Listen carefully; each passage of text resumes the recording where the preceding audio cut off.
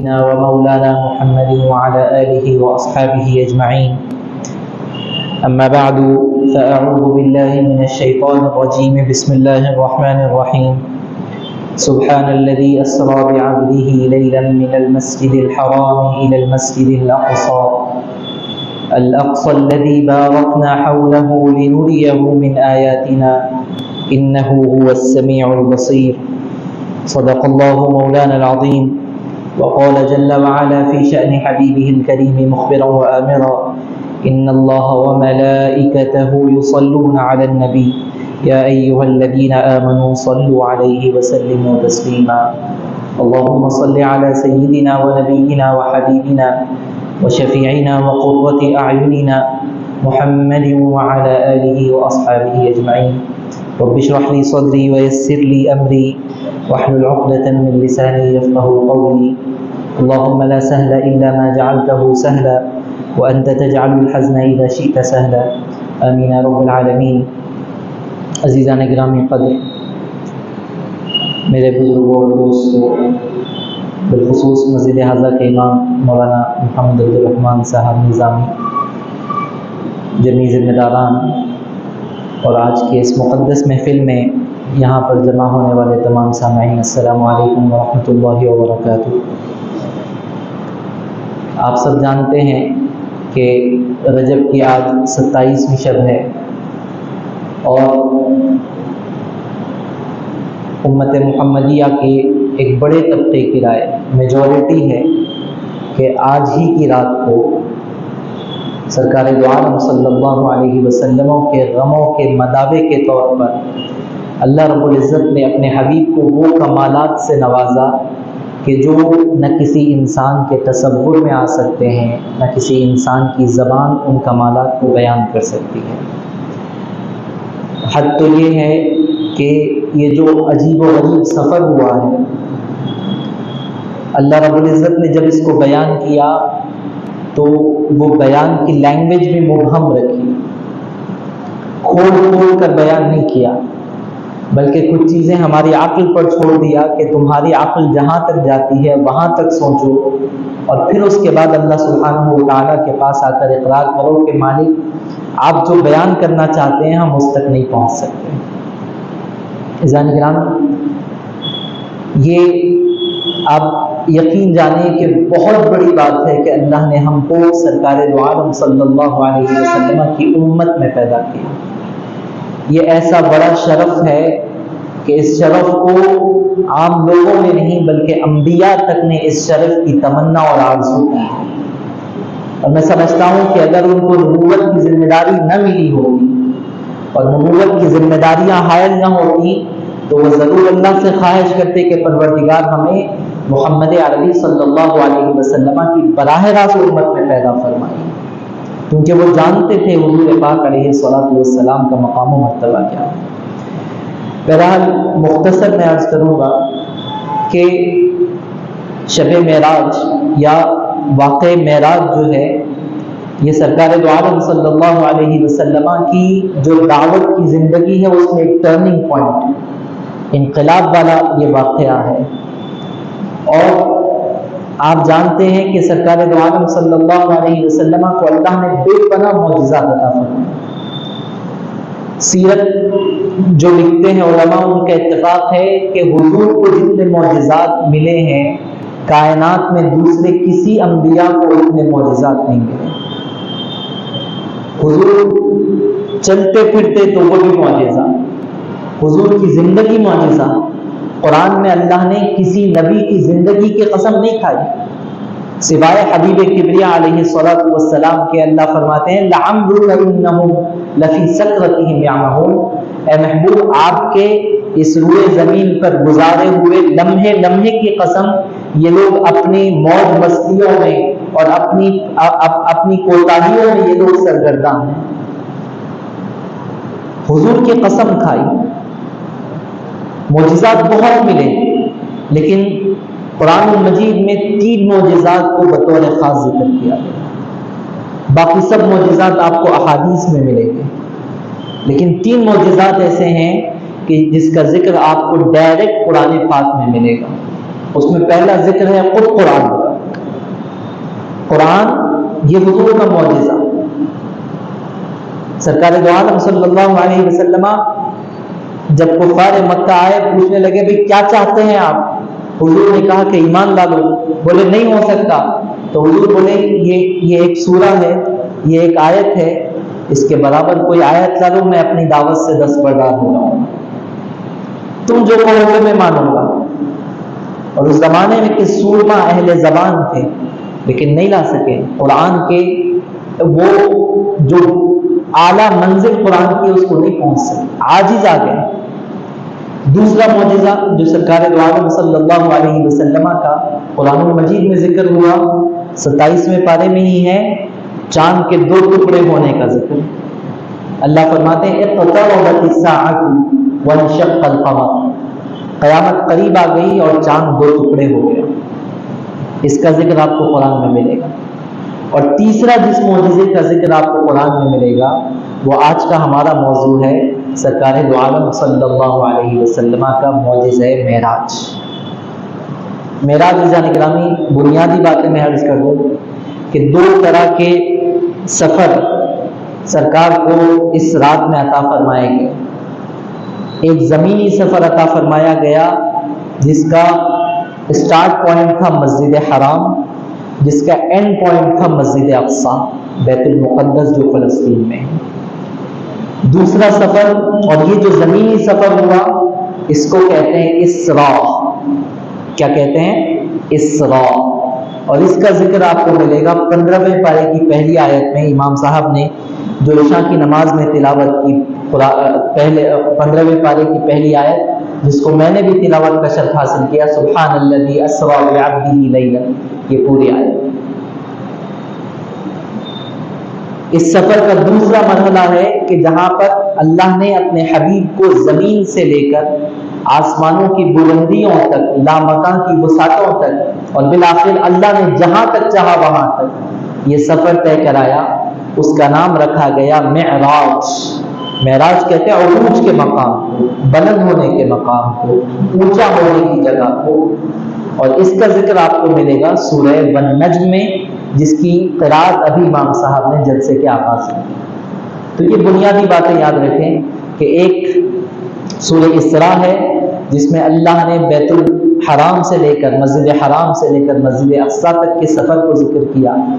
اور دوسرا ہے کہ جہاں پر اللہ نے آسمانوں کی باتیں، قاب قوسین او ادنیٰ، قرب کی جو منزلیں طے ہوئی، اور اللہ اور اللہ کے نبی علیہ الصلوۃ والسلام کے درمیان جو بھی باتیں ہوئی، جو واقعات ہوئے، اس کو مختصر 8-10 آیتوں میں بیان کر دیا. اور معراج کے واقعے کا معجزہ ہے کہ مفسرین اور سیرت نگار لکھتے ہیں کہ یہ سارا سفر ہوا، اللہ کے حبیب علیہ الصلوۃ والسلام مسجد اقصی گئے، آسمانوں کا سفر طے کیا، خلا کا سفر طے کیا، اسپیسز کو پار کیا، کہکشاؤں کو پار کیا، گیلیکسیز کو پار کیا، جو دنیا کو ہم دیکھتے ہیں وہ تمام دنیا کو پار کیا، آسمانوں کی سیر کی، انبیاء کی امامت فرمائی. مسجد اقصی میں ایک بہت بڑا جلسہ منعقد ہوا جہاں پر حضرت آدم سے لے کر سرکار دو عالم صلی اللہ علیہ وسلم نے تقاریر فرمائی. پھر اس کے بعد ملائکہ سے ملاقات ہوئی، آسمانوں پر انبیاء علیہ السلام سے ملاقات ہوئی. پھر بالآخر لامکان میں پہنچے، اللہ سبحانہ و تعالیٰ سے ملاقات ہوئی، دیدار کا شرف حاصل ہوا، بات چیت کا شرف حاصل ہوا، وحی کی گئی، سب کچھ ہوا. لیکن حضور نے کہا کہ میں واپس آیا تو میرا بستر ابھی گرم تھا، وضو کا جو پانی میں نے وضو کیا تھا وہ بدستور بہ رہا تھا، جو دروازے پر کنڈی لگی ہوتی ہے، زنجیر لگی ہوتی ہے، جس کو آپ تھوڑا سا حرکت دے تو وہ ہلنے لگتی ہے، حضور فرماتے ہیں کہ وہ بدستور ہل رہی تھی، اتنی دیر میں ہمارا سفر طے. تو سفر معراج کا یہ معجزہ ہے کہ یہ سفر جتنا کم وقت میں طے کرایا گیا، بیان کرنے کے لیے اتنی صدیاں درکار ہے کہ اللہ کے حبیب علیہ الصلوۃ والسلام آخر گئے کہاں، کیا ملا، کیا دیکھا، اور کہاں کہاں حضور کو اللہ رب العزت نے عزتوں سے، رفعتوں سے نوازا. کوئی حد ہے ان کے عروج کی. بلغ العلا بکمالہ کشف الدجى بجمالہ حسنت جمیع خصالہ صلوا علیہ وآلہ. اللہم صل وسلم وزد وبارک علی حبیبک سیدنا محمد وعلی آلہ وصحبہ۔ عزیزان گرامی، دوسری چیز جو آج کے حوالے سے میں آپ سے عرض کرنا چاہتا ہوں، یہ سفر میں یہ جو محفل ہم کیوں منعقد کرتے ہیں، 2 وجہ سے منعقد کرتے ہیں۔ پہلی وجہ یہ ہوتی ہے کہ ہم کو احساس ہو اور ہمارے ذہنوں میں یہ بات پھر سے رینیول ہو جائے کہ ہمارے نبی کس مقام و مرتبے والے ہیں، آپ کس کی نیابت اس دنیا میں کر رہے ہیں، آپ کس کی طرف منسوب ہو رہے ہیں، اس کا جائزہ لینے کے لیے ہم یہاں پر جمع ہو گئے ہیں۔ کیونکہ جتنی بڑی شخصیت ہوگی انسانوں پر اتنی بڑی ذمہ داری عائد ہوگی۔ روز چلتے آدمی کے بارے میں ہم یہ توقع نہیں کر سکتے کہ وہ کوئی بڑا کام کرے گا، کوئی بھکاری سے ہم توقع نہیں کر سکتے کہ وہ اخلاق سے پیش آئے گا، پیش آ بھی سکتا ہے، نہیں بھی پیش آ سکتا ہے، لیکن اگر کوئی خاندانی بچہ ہو، کوئی خاندانی آدمی ہو، چہرے مہرے سے پڑھا لکھا دکھ رہا ہو اور جس کے بارے میں معلوم ہو کہ یہ فلاں کالج سے فارغ ہے، فلاں یونیورسٹی میں ہے یا فلاں ادارے سے فارغ ہے، تو آپ کے ذہن میں فوراً ایک تصور قائم ہو جاتا ہے کہ بھئی پڑھا لکھا ہے تو اخلاق والا بھی ضرور ہو، پڑھا لکھا ہے تو بات چیت میں اس کی شائستگی ہوگی، شائستگی ہوگی، اور وہ نرم گفتگو کرے گا، گالی گلوچ نہیں کرے گا۔ یہ کہاں سے آپ نے نکالا؟ کیونکہ آپ کہیں گے کہ جہاں سے یہ پڑھ کر آئے ہیں اس سے اندازہ ہوتا ہے کہ پڑھنے والے گالی گلوچ کا استعمال نہیں کرتے، اچھے خاندان والے بری عادتوں میں ملوث نہیں ہوتے، جس کو تربیت اچھی ملی ہوتی ہے وہ اپنے خاندان کا نام روڈ پہ نہیں اچھالتے، بازار میں نہیں اچھالتے۔ تو ذرا گرامی ٹھیک اسی طرح ہم یہاں پر جمع ہوتے ہیں تاکہ ہم کو اندازہ پھر سے ہو جائے کہ سرکار دو عالم صلی اللہ علیہ وسلم کو اللہ نے کتنا بڑا مقام عطا فرمایا ہے، اور یہ مقام ملا کیوں ہے۔ معراج کا واقعہ ہوا، ساری قرب ملا، اللہ نے فرمایا کہ اے حبیب آج میں ہوں اور آپ ہیں، آپ بتلائیے کہ میں آپ کو کیا نام سے پکاروں، کیا لقب آپ کو دوں۔ عزیزان گرامی، اللہ کے حبیب علیہ الصلوۃ والسلام کے 201 نام کا ورد کیا جاتا ہے۔ اللہ نے فرمایا کیا پکاروں، مجتبیٰ پکاروں، مصطفیٰ پکاروں، مزمل پکاروں، مدثر پکاروں، طٰہٰ پکاروں، یا محمد پکاروں، احمد پکاروں، حاشر پکاروں، یا شافع پکاروں، یا کیا پکاروں۔ آپ تصور کیجئے سرکار دو عالم صلی اللہ علیہ وسلم نے ہم کو سبق دیا کہ رفعتیں غرور و تکبر سے ملا نہیں کرتی، بلندیاں آدمی کو یہ ایسے ہی نہیں ملا کرتی، بلکہ اس کے لیے آدمی کو متواضع ہونا پڑتا ہے، منکسر المزاج ہونا پڑتا ہے، بچنا پڑتا ہے، خدمت کرنی پڑتی ہے، لوگوں کی گالیاں، لوگوں کے تانے، یہاں تک کہ لوگوں کے برسائے ہوئے پتھروں کو سہنا پڑتا ہے، تب کہیں جا کر رفعتیں ملتی ہے۔ حضور نے فرمایا من تواضع للہ رفعہ اللہ، اللہ کے لیے جو اپنے سر کو جھکا دے گا رب ذوالجلال اس کے سروں کے اوپر پر کعبے کے بلندیاں عطا فرمائیں گے، اور جو عام بندوں کے سامنے اپنے سروں کو جھکائے گا اس کے حق میں سوائے ذلت اور رسوائی کے کچھ آنے والا نہیں۔ اللہ نے اپنے حبیب سے فرمایا محبوب بتلاؤ کیا نام سے پکاروں؟ اللہ کے حبیب نے عرض کیا مالک مجھے سب سے زیادہ محبوب جو نام ہے، جو نسبت ہے، وہ آپ کے بندے ہونے میں ہے، کسی اور چیز میں ہونے میں نہیں ہے۔ آپ نے فرمایا کہ آپ نے عرض کیا پروردگار مجھے آپ میرا بندہ کہہ کر پکارے، اور اس کے بعد مفسرین فرماتے ہیں کہ یہی وجہ ہے کہ جب قرآن میں سورہ اسراء کی آیت نازل ہوئی تو اللہ نے یہ نہیں کہا کہ سبحان الذی اسریٰ بمحمد، سبحان الذی اسریٰ بنبیہ، سبحان الذی اسریٰ برسولہ، یہ سارے کلمات نہیں کہے، رسول کو معراج کروائی، محمد عربی صلی اللہ علیہ وسلم کو معراج کروائی، یا کوئی اور لقب سے یاد نہیں کیا، بلکہ ذکر کیا تو فرمایا سبحان الذی اسریٰ بعبدہ، میں نے میرے بندے کو مقام معراج تک پہنچایا۔ عزیزان گرامی بڑی نازک بات میں آپ سے عرض کر رہا ہوں، بڑی غور سے سنیں کہ نوکر ہم بھی رکھتے ہیں، ملازم ہم بھی رکھتے ہیں، کام کرنے والے ہم بھی رکھتے ہیں، ماتحت ہم بھی رکھتے ہیں۔ آپ اپنے گھر میں کوئی کام کرنے والی کو رکھتے ہیں تو آپ کا کیا تصور ہوتا ہے کہ اس کے پاس جو سکلز ہیں کھانا بنانے کے، برتن مانجنے کے، گھر کی صفائی کرنے کے، میں اس سے فائدہ اٹھاؤں اور اس کے بدلے میں کوئی پیسے دے دوں۔ آپ کمپنی میں کوئی ملازم کو رکھتے ہیں تو آپ کس بیسس پہ رکھتے ہیں؟ آپ چاہتے ہیں کہ اس کی جو اچھائی ہے، اس کی جو کوالٹی ہے، اس سے آپ کے کاروبار کو فائدہ پہنچے، صحیح ہے یا نہیں؟ آپ دکان میں کسی کو ملازم سیلس مین رکھتے ہیں تو کن بنیادوں پر رکھتے ہیں کہ یہ میرے سیلس کو یہ اوپر لے جانے کے اس کے اندر کیپیبلٹی ہے یا نہیں ہے، کیپیسٹی ہے یا نہیں ہے، یہ دیکھ کر رکھتے ہیں۔ آپ ایسا تو نہیں رکھتے کہ میں بہت اچھا ہوں، آؤ بھائی میری دکان پر کام کرو، میں تمہیں ایسے ہی پیسے دے دوں گا، آؤ میرے گھر پہ کام کرو، تم کام کرو یا نہ کرو میں تمہیں پیسے دے دوں گا۔ ایسا تو کوئی نہیں کرتا۔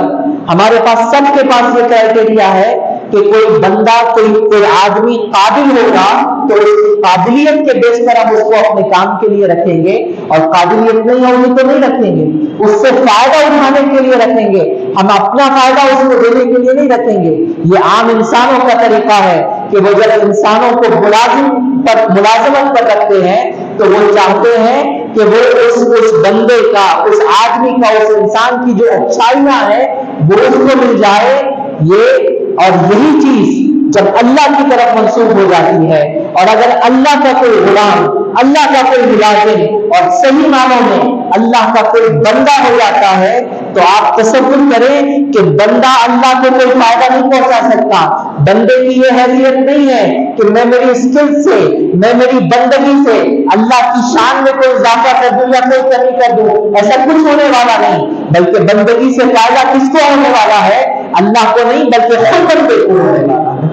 یہ وہ واحد ذات ہے کہ جہاں کی غلامی اپنے آقا کی اچھائیوں کو لینے والی ہوتی ہے، دنیا کی ساری غلامیاں غلام کی اچھائیوں کو لینے پر مبنی ہوتی ہے، لیکن اللہ کی غلامی اللہ کی طرف سے اچھائیوں کو لینے پر مبنی ہوتی ہے۔ یہ مقام عبدیت ہے، اور اس کو اللہ کے حبیب نے فرمایا کہ پروردگار میں چاہتا ہوں کہ دنیا مجھے پروردگار کا بندہ کہہ کر جانے، وہ جانے کہ محمد کون ہے تو آپ کہیں کہ وہ بندہ ہے میرا، بعبدہ، وہ بندہ ہے اس ذات کا جو اس بات پر قادر ہے کہ رات کے ایک حصے میں کروڑوں اربوں میلوں کا سفر طے کرا، تو اس بات پر قادر ہے کہ وقت کو تھما دے، جو اس بات پر قادر ہے کہ دنیا کے سفروں کو وہ موڑ کر ایک چشم زدن میں طے کرا دے، وہ اس بات پر قادر ہے۔ اللہ نے اس بات کو ہمارے سامنے واضح کیا۔ پاک ہے وہ ذات جو اپنے بندے کو لے گئی رات کے ایک حصے میں مسجد حرام سے مسجد اقصیٰ تک۔ کیوں لے گئے؟ اور مسجد اقصیٰ کیا ہے؟ اس کے اطراف میں برکتیں ہیں، انبیاء علیہ السلام کی قبریں ہیں، انبیاء نے وہاں پر وقت گزارا ہے، وہ دیگر قوموں کا قبلہ تھا، اس وجہ سے وہاں پر برکتیں ہیں۔ اور کیا وجہ ہوئی معراج کی؟ اللہ فرماتے ہیں لِنُرِيَهُ مِنْ آیَاتِنَا، مقصد یہ ہے کہ ہم دکھانا چاہتے ہیں کہ ہمارے سائنس اور علامتیں کیا ہیں، ہم دکھانا چاہتے ہیں کہ ہماری آیتیں کیا ہیں۔ اور پھر فرمایا إِنَّهُ هُوَ السَّمِيعُ الْبَصِيرُ، کہ وہی دیکھنے والا بھی ہے، سننے والا بھی ہے۔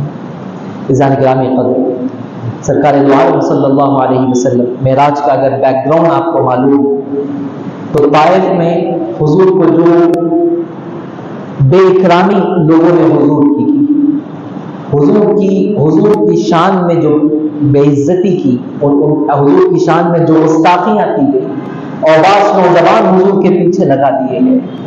آپ تصور کیجئے کہ مکہ سے طائف کا جو ڈسٹینس ہے 80 کلومیٹر تقریباً بنتا ہے، آج پہاڑ کو کاٹ کر بہترین روڈ بنا دی گئی، لیکن جب حضور کا زمانہ تھا ویسا کوئی فیسلٹیز نہیں تھی۔ 80 کلومیٹر کا سفر سرکار دو عالم صلی اللہ علیہ وسلم اپنے ایک غلام حضرت زید کے ساتھ طے کرتے ہیں۔ مکے میں کسی کو معلوم نہیں ہے کہ حضور کہاں گئے ہیں۔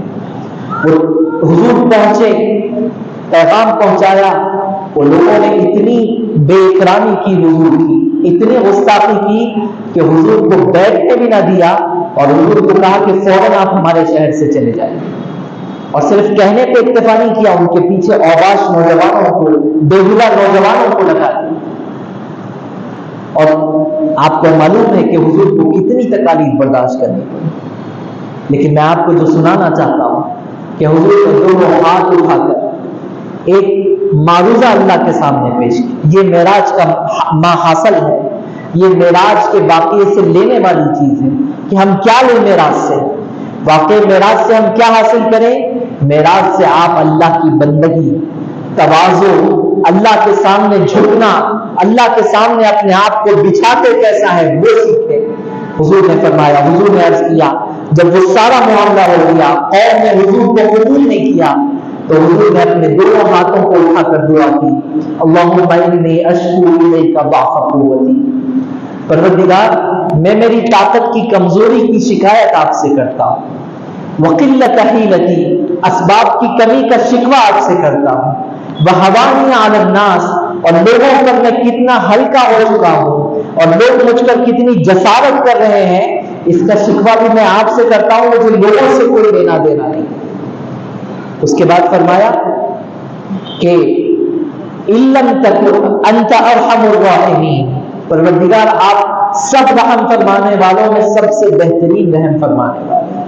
وَأَنْتَ رَبُّ الْمُسْتَضْعَفِينَ، تمام کمزوروں کو طاقت بخشنے والے آپ ہیں، تمام نیچے جانے والے لوگوں کو بلندیاں نصیب کرنے والے آپ ہیں، جو لوگ ظالم ہیں ان کو ظلم سے روکنے والے آپ ہیں، مظلوموں کا ساتھ دینے والے آپ ہیں، ان پر مدد نازل کرنے والے آپ ہیں. اور فرمایا اور عرض کیا کہ إِلَّمْ تَكُنْ عَلَيَّ غَضَبٌ فَلَا أُبَالِي، پروردگار یہ سارا کچھ برداشت ہے اگر مجھے یقین ہو جائے کہ آپ مجھ سے غضبناک نہیں، اگر آپ کا غصہ نہیں ہے تو یہ ساری جو تکالیف آ رہی ہے میں سہنے کے لیے، برداشت کرنے کے لیے تیار ہوں. وَلَكِنَّ عَافِيَتَكَ أَوْسَعُ لِي، لیکن پروردگار آپ کی عافیت میرے لیے سب سے بہترین ہے. اور اس کے بعد فرمایا کہ میں آپ کے اس نور کی پناہ میں آتا ہوں کہ جس نور سے ظلمتیں دفع ہوتی ہیں، جس نور سے پریشانیاں ٹلتی ہے، جس نور سے لوگوں کو مدد حاصل ہوتی ہے. پروردگار میری مدد فرمائیے. اور حضور نے ایک جملہ ارشاد فرمایا، حضور نے اللہ کے سامنے عرض کیا کہ لَكَ الْعُتْبَى حَتَّى تَرْضَىٰ، پروردگار آپ جب تک راضی نہ ہو میرا کام ہے کہ میں آپ کو راضی کرتا رہوں. یہ بڑا کام ہے ذالک کریں، یہ بڑا میسج ہے حضور نے دیا. حضور نے یہ نہیں کہا، شکوہ نہیں کیا کہ پروردگار کام آپ کا کر رہا ہوں تکالیف ہو رہی ہے، یہ نہیں کہا کہ میں کام آپ کا کر رہا ہوں لوگ مجھے برا بھلا کہہ رہے ہیں، بلکہ آپ نے فرمایا پروردگار میں اس وقت تک کوشش کرتا رہوں گا جب تک کہ آپ مجھ سے راضی نہ ہو جائیں.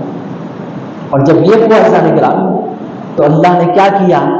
اللہ نے اعلان کیا کہ حبیب اگر زمین والے آپ کا ساتھ چھوڑ دیں، زمین والے آپ کی ناقدری کریں، زمین والوں کو اندازہ نہ ہو کہ محمد عربی صلی اللہ علیہ وسلم کی ذات گرامی کا نام ہے، تو آپ آئیے میں آپ کو بتلاتا ہوں کہ آسمانوں پر آپ کی کتنی قدر ہے، آسمانوں کے لوگ آپ کے لیے کتنے بے چین و بیتاب ہے، اور دوسری تمام مخلوقات آپ کے دیدار کے لیے کس طرح کا ہے. آئیے میرے پاس، میں آپ کو بتلاتا ہوں اور آپ کے اس غم کا مداوع کرتا ہوں کہ آپ کے ساتھ کوئی نہیں ایسا تصور میں مت لائیے.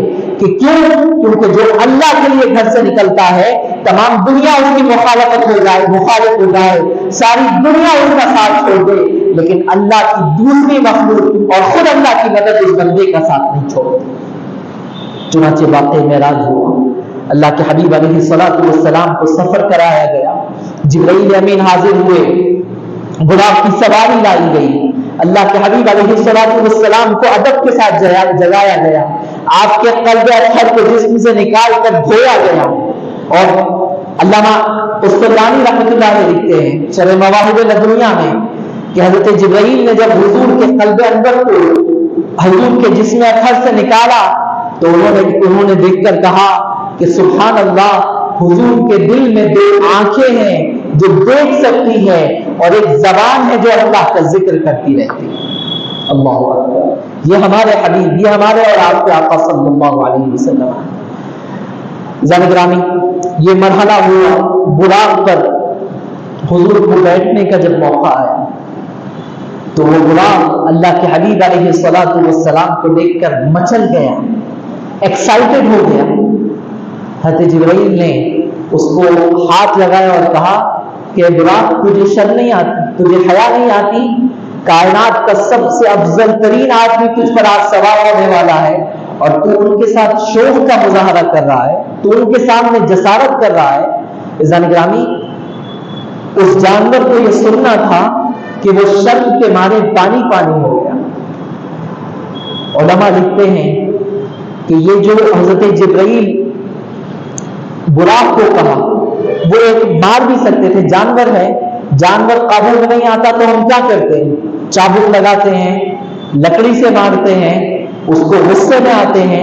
حضرت جبرائیل نے غصے میں نہیں آیا، اس کو مارا نہیں، بلکہ ہم کو درس دیا کہ اگر کوئی اللہ کی راہ سے ہٹ رہا ہو، کوئی ایسا کام کر رہا ہو جو اس کے لائق نہ ہو، جو دوسرے لوگوں کے دیکھنے میں برا محسوس ہوتا ہو، اور تم چاہتے ہو کہ وہ آدمی وہ کام چھوڑ دے، تو اس کو جھڑکنے سے کام نہیں بنے گا، اس کو گالی دینے سے کام نہیں بنے گا، اس کو اچھے انداز میں سمجھاؤ، اس کے پاس جا کر سمجھاؤ، اس کو یہ باور کرواؤ کہ تم نے یہ جو کام کیا ہے وہ کوئی اچھا کام نہیں ہے، غلط کام ہے، تمہارے اس رویے سے اور لہجے سے ہو سکتا ہے کہ وہ اس غلط کام کو چھوڑ دیں۔ العزیزان گرامی، حضور پاک علیہ الصلوۃ والسلام معراج کا سفر ہوا، آسمانوں میں حضور پاک علیہ الصلوۃ والسلام کو مختلف انبیاء کرام سے ملاقات کرائی گئی، مسجد اقصی میں تمام انبیاء کو جمع کرایا گیا۔ میں ایک چھوٹی سی بات کہہ کر اپنی بات کو ختم کرتا ہوں۔ مسجد اقصی میں تمام لوگ جمع ہوئے، آپ تصور کیجئے کہ حضور پاک علیہ الصلوۃ والسلام کو اللہ نے تمام انبیاء پر فضیلت دی ہے تو کس وجہ سے دی ہے، آپ کو اس واقعے سے اندازہ ہوگا۔ مسجد اقصی میں تمام انبیاء جمع ہیں، اور حضرت جبرائیل علیہ السلام حضور پاک علیہ الصلوۃ والسلام کو آگے بڑھاتے امامت کے لیے۔ آپ تصور کیجئے کہ پیچھے حضرت آدم بھی ہے، پیچھے حضرت ابراہیم بھی ہے، حضرت سلیمان بھی ہے، کہ جن کا ایک جو صحابی ہے، جن کا ایک چاہنے والا اور مرید جو ہے، اس کی حالت یہ ہے کہ وہ آنکھ پلک جھپکنے کی دیر میں ایک بہت بڑا تخت 100 کلومیٹر دور سے حضرت سلیمان کے سامنے لا کر رکھنے کی قدرت رکھتا ہے۔ وہ سلیمان علیہ السلام ہے کہ جن کے پاس اللہ نے ایسے جنات کو مسخر کیا ہے کہ وہ جو کام کہے وہ کام کرنے کے لیے تیار ہوتے ہیں، ہوائیں ان کو لے کر اڑتی ہے اور وہ جہاں چاہتے ہیں ہواؤں کا سفر طے کرتے ہیں۔ عام انسانوں کو جس سفر کے لیے ایک مہینہ درکار ہوتا ہے، حضرت سلیمان علیہ السلام کو سفر کو ایک دن میں طے فرماتے ہیں۔ یہ کوالٹیز اور یہ صلاحیتیں اور یہ طاقت اللہ نے دی ہے۔ ویسے برگزیدہ نبی بھی ہمارے نبی کی امامت اور اقتداء میں آج مسجد اقصی میں ہے، اور نماز ہو گئی، جلسہ منعقد ہوا۔ حضرت جبرائیل نے حضرت آدم سے عرض کیا کہ آپ کچھ فرمائیے۔ حضرت آدم کھڑے ہوئے، انہوں نے کہا کہ تمام تعریفیں اللہ رب العزت کے لیے ہے کہ جس نے مجھے انسانوں کا والد بنایا اور مجھ سے انسانوں کی تخلیق کا آغاز فرمایا اور مجھ کو جنت میں داخل کیا، میری توبہ کو قبول کیا اور مجھے اونچے مقام سے نوازا۔ حضرت نوح علیہ السلام کو موقع ملا، انہوں نے کہا کہ اللہ کی ذات کے لیے تمام تعریفیں ہیں کہ جس نے مجھے اس قوم سے نجات دلائی جو 950 سال دعوت کے باوجود بھی اللہ کو ایک ماننے کے لیے تیار نہیں ہوئی۔ حضرت موسیٰ کی باری آئی تو انہوں نے کہا کہ تمام تعریفیں اس ذات کے لیے کہ جس نے مجھے اپنے کلام کے لیے منتخب کیا، پورے طول اور تجلی کے ساتھ مجھے مشرف فرمایا، مجھے عصا اور ید بیضا کا معجزہ عطا فرمایا، فرعون جیسے غاصب اور فرعون جیسے ظالم بادشاہ پر مجھے اور میرے قوم کو فتح اور کامرانی نصیب فرمائی۔ حضرت عیسیٰ کا موقع آیا، انہوں نے کہا کہ تمام تعریفیں اللہ کے لیے ہے کہ جس نے مجھے حضرت آدم علیہ السلام کے جیسا پیدا کیا اور مجھے یہ طاقت دی، میرا معجزہ یہ رکھا کہ میں اپنے ہاتھوں سے جانوروں کی شکل بنا کر کہتا ہوں کہ پیدا ہو جا تو وہ پیدا ہو جاتی ہے، میں مادر زاد اندوں پر اپنے ہاتھ کو پھیرتا ہوں وہ دیکھنے لگتا ہے، میں جو پیدائشی گونگے ہوتے ہیں میں ان کو کہتا ہوں کہ بولو تو وہ اللہ کی قدرت سے بولنے لگتے ہیں۔ حضرت ابراہیم کو موقع ملا، انہوں نے فرمایا کہ تمام تعریفیں اللہ کے لیے ہے جس نے مجھے اپنے خلیل ہونے کا شرف عطا فرمایا، مجھے ظالم بادشاہ پر طاقت اور نصرت اور فتح عطا فرمائی، میرے لیے آپ کو گلزار بنایا اور مجھے اونچے مقام سے نوازا۔ گرامی تمام انبیاء نے اپنے اپنے مقام کے حساب سے اپنے اپنے مرتبے کے حساب سے اللہ کی تعریف کی۔ حضرت داؤد آئے، انہوں نے کہا کہ تعریف اس ذات کے لیے کہ جس نے میرے ہاتھ پر لوہے کو نرم کیا، مجھے ایسی بیڑی دی کہ میں جب اللہ کا ذکر کرتا ہوں تو میرے ذکر کے ساتھ تمام پرندے میرے ذکر میں شامل ہو جاتے ہیں، مجھے ایسی خاصیت عطا فرمائی۔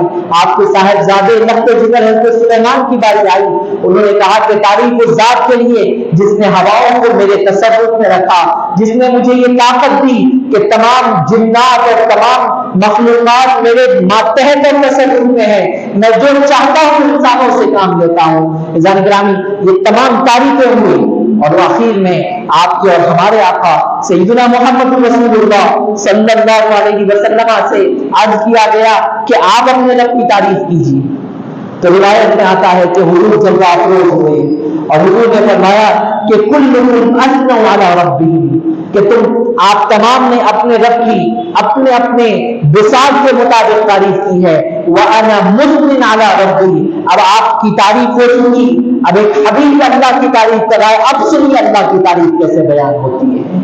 اور آپ کے ہمارے آقا صلی اللہ علیہ وسلم نے فرمایا کہ الحمدللہ الذی ارسلنی رحمتا للعالمین، حضور نے فرمایا کہ میرے تعریف اس ذات کے لیے کہ جس نے مجھے تمام عالموں کے لیے رحمت بنا کر بھیجا، وانزل علی الفرقان، اور مجھ پر ایک ایسی کتاب کو نازل فرمایا، فیہ تبیان لکل شیء، کہ اس میں ہر کھڑے کھوٹے کی تفصیلات ہیں، عروج و زوال کے اسباب ہے، ترقی اور زوال کس طرح ہوتا ہے وہ بیان کیا گیا ہے، اللہ کو پایا کس طرح جاتا ہے، کن اسباب سے اللہ سے دوری ہو جاتی ہے، اس چیزوں کو بیان کیا گیا، یہاں تک بیان کیا۔ اس کے بعد آپ کو معلوم حضور نے کیا کہا، اللہ کے حبیب علیہ الصلوۃ والسلام نے فرمایا کہ تعریف اس ذات کے لیے ہے کہ جس نے میری امت کو تمام امتوں میں سب سے بہترین امت بنایا۔ اے حبیب کی امت ہو، تم کو خوشخبری ہو کہ تمہارے نبی تم کو کہیں پر بھی نہیں بھولے، انبیاء کا مجموعہ ہو نہیں بھولے، فرشتوں کی جرمت ہو نہیں بھولے، نور کا ایک جرمت ہو نہیں بھولے، سدرۃ المنتہا ہو نہیں بھولے، جنت کا مشاہدہ کیا نہیں بھولے، عذابوں کا مشاہدہ کیا نہیں بھولے۔ حد تو یہ ہے کہ اللہ سبحانہ و تعالیٰ کے دربار میں گئے، اللہ نے فرمایا السلام علیکہ ایھا النبی ورحمۃ اللہ وبرکاتہ، اے نبی آپ پر سلامتی ہو، اللہ کی رحمت و برکتیں ہو۔ اس وقت بھی آپ کے آقا اور ہمارے آقا نے فرمایا السلام علینا، پروردگار سلام کی نسبت محدود مت رکھیے، بلکہ میری ضعیف امت ہے اس کو بھی سلام میں شامل فرما دیجیے۔ السلام علینا وعلی عباد اللہ الصالحین، اور نیکوکار بندوں پر بھی آپ کی سلامتی ہو جائے۔ حضور نے فرمایا کہ میری امت کو بہترین امت بنایا، اور فرمایا ہمارے بارے میں کیا کہا آپ سنیں غور سے۔ اللہ کے حبیب نے فرمایا کہ میری امت کو اللہ نے لوگوں کے فائدے کے لیے نکالا ہے، تعریف اس امت کے لیے جو دنیا کو تباہ کرنے کے لیے نہیں آئی ہے بلکہ دنیا کو آبادی کا صحیح مفہوم سکھانے کے لیے آئی ہے۔ میں تعریف ہے اس ذات کے لیے کہ جس نے اس امت کو اس دنیا کی ترقی اور بقا کا ضامن بنا کر بھیجا ہے۔ ہم کو وہ ٹائٹل سے ہمارے اور آپ کے آقا صلی اللہ علیہ وسلم نے یاد کیا اور فرمایا کہ یہ تعریف ہے اس ذات کے لیے کہ جس نے جنت پر حرام کر دیا ہے کہ اس میں کوئی قوم داخل ہو، کہا کہ میری امت اس میں سب سے پہلے داخل ہو جائے۔ اللہ اللہ، امتی امتی لب پہ جاری رہا، امتی امتی لب پہ جاری رہا، امتی تیری قسمت پہ لاکھوں سلام۔ عزیزان گرامی، کہاں ایسا نبی ملتا ہے، کہاں ایسی ذات ملتی ہے جو اپنی بلندیوں پر ہم جیسے پستیوں میں رہنے والوں کا خیال کرے، ہم جیسوں کا خیال کرے۔ اللہ کے نبی علیہ الصلوۃ والسلام جب اپنی بات کو ختم کیے تو حضرت ابراہیم کھڑے ہوئے، فرمایا کہ اے انبیاء کے گروہ، دیکھو اس وجہ سے اللہ نے محمد عربی کو ہم تمام پر فضیلت عطا فرمائی ہے۔ یہ صرف اپنی بات نہیں کرتے بلکہ اپنے ساتھ اپنی امت کو شامل رکھتے ہیں، اپنے ساتھ اپنی امت کو شامل رکھتے ہیں۔ بلال عزیزان گرامی، کوئی حد نہیں ان کے عروج کی، رفعتوں کو بیان نہیں کیا جا سکتا، بلندیوں کو بیان نہیں کیا جا سکتا۔ معراج کا ایک دوسرا جو موقف، دوسرا جو مرحلہ ہے یا دوسرا جو زاویہ ہے، وہ دو باتیں آپ سن لیں۔ حضور پاک علیہ الصلوۃ والسلام نے ہمارے اعمال کی جو سچی حقیقت ہے اس کو ملاحظہ فرمائیں. جہاں بہت ساری نشانیاں دیکھی، اچھائیاں دیکھی، وہاں پر حضور نے کچھ عذاب میں مبتلا لوگوں کو ملاحظہ فرمایا. کسی کو دیکھا کہ ان کے پتھر وزنی، ان کے سر وزنی پتھر سے کچلے جا رہے، پتھر کو ڈالا جاتا ان کا سر خیمہ ہو جاتا اور وہ پتھر لڑک کر دور چلا جاتا. فرشتہ وہ پتھر کو اٹھا کر لاتا، واپس سے یہ آدمی صحیح ہو جاتا، پھر وہ فرشتہ کوئی کام کرتا، پھر اس کا کوئی حال ہو. آپ تصور کیجئے کتنی تکلیف دہ عذاب ہے. حضور نے پوچھا جبرائیل یہ کیا ماجرا ہے، یہ کون آدمی ہے اور کیا عذاب اس کو ہو رہا ہے؟ سمبولک ہے، ہم جو کام کر رہے ہیں وہ اصل میں ہم کو کہاں پر لے جا رہا ہے. اللہ کے حبیب نے اس کو بیان کیا. حضور کو بتایا گیا کہ یا رسول اللہ یہ آپ کی امت کے وہ لوگ ہیں کہ جن پر نمازوں کو ادا کرنا بھاری ہوتا تھا. اور ایک روایت میں ہے کہ جو عشاء کی نماز نہیں پڑھ سکتے تھے، جو عشاء کی نماز نہیں پڑھ کر غفلتوں میں رہتے سو جاتے، ایسے لوگوں کے سر کچلے جاتے ہیں اور ان کو بتلایا جاتا ہے کہ جس عقل سے تم نے اپنے کام کو عشاء کی نماز پر توقیت دی ہے، تمہاری عقل کا انجام ہمارے پاس دیکھو کیا ہونے والا ہے. اللہ اکبر. حضور آگے بڑھے، ایک شخص کو دیکھا، وہ ایک چیتڑا جو چمڑے کا ہوتا ہے وہ لگایا ہوا تھا، اور وہ چمڑے کے چیتڑے کی حالت یہ تھی کہ وہ جگہ جگہ اس میں سوراخ تھا، نہ پورا وہ حصہ چھپ رہا تھا نہ ظاہر ہو رہا تھا. سامنے ایک تھوڑا سا حصہ لگا لیا، پیچھے ایک تھوڑا سا حصہ لگا لیا، اور حالت یہ تھی کہ وہ اپنے گھٹنوں اور ہاتھوں کو رکھ کر جو کانٹے دار جھاڑیاں ہوتی ہے اس کانٹے دار جھاڑیوں کو کھانے کی کوشش کر رہا تھا، لیکن اس کے چبھنے کی تکلیف کی وجہ سے وہ کانٹے دار جھاڑیاں اس کے حلق سے نیچے نہیں اتر رہی تھی، لیکن اس کے باوجود وہ کوشش کر رہا تھا. حضور نے فرمایا یہ کون نادان ہے کہ اس کو نہیں معلوم کانٹے دار جھاڑیاں حلق کے نیچے نہیں اترتی. حضور نے فرمایا کہ رسول اللہ یہ آپ کی امت کے وہ بدقسمت لوگ ہیں جو زکوٰۃ کی ادائیگی نہیں کرتے اور وہ سمجھتے ہیں کہ زکوٰۃ کا مال بچا کر انہوں نے بہت بڑا تیر مار دیا ہے، اپنے گوداموں کو بھر لیا ہے، تجوریوں کو بچا لیا ہے. آپ اندازہ کیجیے زان گرامی، آپ اور ہم زکوٰۃ کو بچاتے ہیں، زکوٰۃ کا حق مارتے ہیں، تو اللہ نے ہم کو آئینہ دکھایا کہ ہمارا حساب اس انسان کے جیسا ہے جو کانٹے دار جھاڑیاں اور نام کو وہ چیتڑا اپنے شرم گاہوں پر لگایا ہوا ہے جو سب سے ذلت اور رسوا ہونے والی قوم لگاتی ہے. اللہ اکبر. عزیزان گرامی، حضور نے دیکھا کہ ایک انسان کا پیٹ ہے جو زمین کو لگ رہا ہے، نہ اس کو چلے جاتا ہے نہ بیٹھے جاتا ہے، اور اس کے پیٹ میں اس کا پیٹ ایک دم ٹرانسپیرنٹ ہے اور پیٹ میں دکھ رہا ہے کہ سانپ، بچھو اور جتنے زہریلے قسم کے جانور ہوتے ہیں اس کے پیٹ میں ہے. حضور نے پوچھا یہ کون ہے؟ حضور کو بتلایا گیا یا رسول اللہ یہ آپ کی امت کے وہ لوگ ہیں جو سود خور ہیں، جو سود اور انٹرسٹ پر پیسہ لیتے ہیں اور جو سمجھتے ہیں کہ انہوں نے بلڈنگیں بنا لی، کاروبار سیٹ کر لیا، دنیا میں بڑا مقام پیدا کر لیا.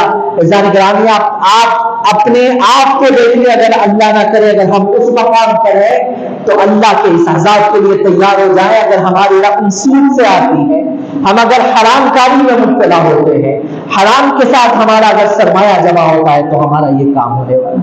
اللہ نے ایک قوم کو دیکھا جو اپنے اس چیسٹ سے، یہ سینوں سے لگے ہوئے تھے اور نیچے آگ ابل رہی تھی، ان کے چہروں پہ ان کے چہرے، ان کے دماغ، ان کا سر جل کر وہ دھوئے جیسا ہو جا رہا تھا اور انتہا سے زیادہ تکلیف. حضور نے پوچھا یہ کون ہے؟ حضرت جبرائیل نے عرض کیا رسول اللہ یہ امت کے وہ لوگ ہیں جو زناکار ہے، جو زنا کرتے ہیں. ایک قوم کو دیکھا کہ انتہائی سڑا ہوا گوشت، بدبودار گوشت، اور اس کے بعد وہ اچھا گوشت، بہترین گوشت رکھا ہوا، لیکن وہ سڑا ہوا گوشت کھا رہے ہیں، اچھا گوشت نہیں کھا رہے. حضور نے کہا یہ کون ہے؟ حضور کو بتایا گیا رسول اللہ یہ آپ کے وہ لوگ ہیں جن کے پاس بیویاں تھی، شوہر تھے، یہ حلال طریقے سے اپنی شہوت کو مٹا سکتے تھے لیکن انہوں نے حلال طریقے کو رکھتے ہوئے حرام طریقے کو اختیار کیا. زن گرامی، جو حرام کاری کر رہا ہے کتنا ہی اپنے آپ کو خوشبوؤں میں تر کر لے، اللہ کی عزت کی قسم اس سے زیادہ بدبودار ہوئے زمین پر کوئی اور چلنے پھرنے والا نہیں. ایک اللہ والی کہتے ہیں، حضرت شاہ عبد العزیز محدث دہلوی رحمۃ اللہ علیہ کا واقعہ ہے کہ ان کے بارے میں آتا ہے کہ وہ جب بھی روڈ پر چلتے اپنے چہرے کو ڈھانپ کر چلتے ہیں۔ لوگوں نے کہا کہ حضرت پردہ تو عورتوں کے لیے ہوتا ہے اور لوگ آپ کو دیکھنے کے مشتاق ہو رہے ہیں، آپ اپنے چہرے کو ڈھانپ کر کیوں چلتے ہیں؟ انہوں نے کہا کہ بھائی ایک آزمائش میں اللہ نے مبتلا کر رکھا ہے، آپ بڑوں کی بڑی باتوں کو غور کیجیے۔ انہوں نے کہا کہ اللہ نے ایک آزمائش میں مبتلا کر رکھا ہے۔ پوچھا گیا کون سی آزمائش ہے؟ بتلایا، انہوں نے کہا کہ مجھ پر انسانوں کے اعمال کو اللہ نے کھول دیا ہے۔ اب میں پردہ اٹھا کر دیکھتا ہوں تو بظاہر سامنے خوبصورت آدمی ہوتا ہے، لیکن اس کا باطن اتنا گندا ہوتا ہے کہ میرے سامنے وہ یا تو بندر دکھتا ہے یا خنزیر دکھتا ہے یا کوئی اور جانور دکھتا ہے، اور میں نہیں چاہتا کہ میں اللہ کی مخلوق کو اس حالت میں دیکھوں، تو میں اپنے چہرے کو ڈھانپ کر چلتا ہوں۔ یہ عزیزان گرامی ہمارے گناہوں کی حقیقت ہے، یہ تو حضور کا صدقہ ہے۔ اللہ نے وعدہ فرما دیا کہ میں عذاب دینے والا نہیں ہوں۔ اگر ایسا نہیں ہوتا تو آپ دیکھتے کہ روزانہ ہم میں سے کوئی جانور، کوئی بندر بنتا، کوئی خنزیر بنتا، کوئی اور کچھ بنتا، ہمارے کام ہی ایسے ہیں۔ لیکن اللہ کے حبیب کا صدقہ ہمیں بچا رہا ہے۔ اللہ نے فرمایا وَمَا كَانَ اللَّهُ لِيُعَذِّبَهُمْ وَأَنْتَ فِيهِمْ، اے حبیب آپ ان میں ہیں، اللہ نے آپ کی امت سے اجتماعی عذاب کو اٹھا لیا ہے، اجتماعی عذاب کسی کو نہیں دے۔ اللہ اکبر، یہ تو عذابوں کا معاملہ تھا۔ ایک جنت کی طرف حضور کو لے جایا گیا، حضور نے ایسی خوشبو سونگھی، حضور نے کہا کہ ویسی خوشبو آج تک میں نے نہیں سونگھی۔ جبرائیل سے کہا جبرائیل یہ کیا ہے؟ جبرائیل نے کہا کہ یا رسول اللہ یہ ایمان کی خوشبو ہے، یہ اللہ کی توحید کی خوشبو ہے، یہ اس عورت کی خوشبو ہے جو فرعون کی بیٹی کی بیوٹیشین تھی، اس کے بالوں میں کنگھی کرتی، اس کو میک اپ کرتی، اور ایک مرتبہ کنگا اس کے ہاتھ سے گر گیا، اس نے بسم اللہ کہہ کر کنگا اٹھایا۔ بیٹی نے کہا کہ فرعون تو اللہ ہے، یہ دوسرا اللہ کہاں سے آ گیا؟ اس کی توحید کا جوش، اس کی توحید کا جو ولولہ تھا وہ جوش ماننے لگا۔ اس نے کہا فرعون کوئی خدا بلا نہیں ہے، بلکہ فرعون کا بھی وہ خدا ہے جو میرا خدا ہے، اس جہاں کا خدا ہے۔ اس عورت نے کہا کہ میں میرے ابا سے شکایت کر دوں گی۔ اس نے کہا شوق سے کروں۔ اس نے شکایت کی، فرعون نے اس کو سامنے لایا، اس کو دھمکایا، ڈرایا، یہاں تک کہ اس کے بچوں کو ایک ایک کر کر کھولتے ہوئے تیل میں ڈال دیا، اور اس سے کہا جب تک کہ تو یہ نہیں کہے گی کہ فرعون اللہ ہے تیرے بچوں کو چھوڑا نہیں جائے گا۔ اس عورت نے کہا کہ اب ایمان کی بات آ گئی ہے، اگر سودے کی بات آ گئی ہے تو ہم جان دینا گوارا کرتے ہیں، ایمان دینا گوارا نہیں کرتے۔ زنگانی ایک ایک کر کے بچوں کو ڈالا گیا، آخر میں ایک چھوٹا بچہ، دودھ پیتا بچہ لایا گیا۔ اس عورت کا دل للچا گیا، صبر کا پیمانہ لبریز ہو گیا، اس کے منہ سے چیخ نکلی، اور قریب تھا کہ اس کا صبر کا پیمانہ ٹوٹ جاتا۔ اللہ نے اس چھوٹے بچے کو گویائی، بولنے کی طاقت عطا فرمائی۔ اس بیٹے نے کہا کہ ماں اللہ کی عزت کی آپ کو قسم ہے، اللہ کا واسطہ ہے، آپ اپنے ایمان پر قائم رہیے، آپ کے جو بیٹے گئے ہیں کہیں غلط جگہ نہیں گئے ہیں، یہاں پر چند منٹ کی تکلیف ہے اور وہاں پر ابدی راحتیں ہمارا انتظار کر رہی ہے، آپ اپنے ایمان کو ضائع ہونے مت دیجیے۔ زنگرانی اس چھوٹے بچے کی گواہی اس ماں کی ایمان کے استقامت کا سبب بنی، اور فرعون نے اس عورت کو بھی کھولتے ہوئے تیل میں ڈال دیا، وہ شہید ہو گئی۔ اور فرعون جیسا آج سمجھا جا رہا ہے، غزہ کو برباد کیا گیا، مسجد اقصیٰ پر حملے کی کوشش کی جا رہی ہے، اور یہ سمجھا جا رہا ہے کہ 20,000 مسلمانوں کو مارنے سے اسلام دب جائے گا، مسلمانوں کو تعلیم سے محروم کرنے سے اسلام دب جائے گا، مسلمانوں کو دوسرے درجے کے شہری بنانے سے اسلام دب جائے گا۔ اگر یہ قوم سمجھ رہی ہے تو آپ یاد رکھیں اللہ نے یہ وعدہ فرمایا ہے کہ مسلمان جب تک اسلام پر قائم رہے، مسلمان جب تک اللہ پر بھروسہ کرتے رہے، کوئی طاقت ان کو دبا نہیں سکتی، ان کو مٹا نہیں سکتی۔ عزیزان گرامی، معراج کے بارے میں کنکلوڈنگ ریمارک میں آپ کے سامنے عرض کر رہا ہوں، بہت سارے لوگوں نے بہت سارے سبق حاصل کیے، لیکن آپ اقبال سے پوچھیں، اقبال نے معراج کو دیکھا، حضور کے بلندیوں کو دیکھا، تو معراج کو جب علامہ اقبال نے دیکھا تو انہوں نے کہا کہ بہت سارے لوگوں نے معراج سے کئی قسم کے سبق لیے، لیکن مجھے معراج سے ایک سبق ملا ہے۔ وہ کہتے ہیں سبق ملا ہے یہ معراج مصطفیٰ سے مجھے، سبق ملا ہے یہ معراج مصطفیٰ سے مجھے کہ عالم بشریت کی زد میں ہے گردش۔ وہ کہتے ہیں کہ معراج کا سبق میں نے یہ مانا ہے، معراج کا سبق مجھے یہ ملا ہے کہ انسان کسی کا محتاج نہیں ہے، اگر اس کے دل میں اللہ کے نبی کی محبت ہے تو یہ کائنات اس کے قدموں کی دھول ہے، یہ کائنات اس کی خدمت گزار ہے۔ دنیا کی کوئی ایسی چیز نہیں جو انسان کو غالب کر سکے، لیکن شرط کی ہے کہ محمد سے وفا کی، محمد سے وفا کی نہیں تو ہم تیرے ہیں، یہ جہاں چیز ہے بہت بلند تیرے ہیں۔ ذاکرامی معراج بلندیوں کا نام ہے، معراج رفعتوں کا نام ہے، معراج پستیوں کو ہٹانے کا نام ہے، معراج دلوں کو مجبوروں سے جوڑنے کا نام ہے، معراج اپنے دل میں یہ عقیدہ رکھنے کا نام ہے کہ بلندی صرف ہماری ہو کر رہے گی، عظمتیں صرف ہمارا مقدر ہو کر رہے گی، لیکن اس کے ساتھ شرط یہ ہے کہ جس طرح اللہ کے حبیب نے اپنی بندگی کو اللہ کے سامنے رکھا، اللہ آج دیکھنا چاہتا ہے کہ امت مسلمہ آج کے حالات میں اپنی بندگی کو سامنے رکھتی ہے یا پھر اپنے خراب اعمال کو اللہ کے حوالے کرتی ہے۔ یہ ہمارے اور آپ کے حوالے ذاکرامی معراج کی رات آج بھی پکار رہی ہے، اللہ کی آواز آج بھی آ رہی ہے۔ اقبال کے شعر پر میں اپنی بات کو ختم کرتا ہوں۔ اقبال نے کہا تھا کہ تو مانے من نجم نہ سمجھا تو عجب کیا۔ اقبال نے کہا تھا تو مانے من نجم نہ سمجھا تو عجب کیا۔ من نجم اس کا مطلب ہے قسم ہے سرکار دو عالم صلی اللہ علیہ وسلم۔ نجم سے مراد اللہ کے حبیب ہے۔